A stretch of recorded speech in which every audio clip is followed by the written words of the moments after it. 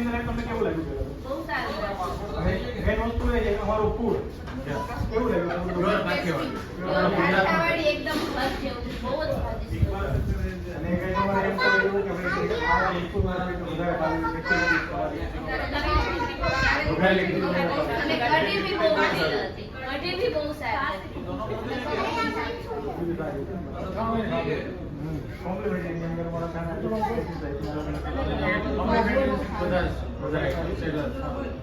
Main વસ્તુ એ છે કે આપણે અમદાવાદથી તમે આવતા હો તો સીધા પેલી આપણી હોટલ પહેલી ચાલે. ઘણા લોકો અમદાવાદથી આવતા હોય કે ભાવનગરથી આપણે આવતા હોય કે સુરતથી કોઈ આવતા હોય ડાયરેક્ટ નીકળી રીતે કોઈ ખ્યાલ નથી આવતો.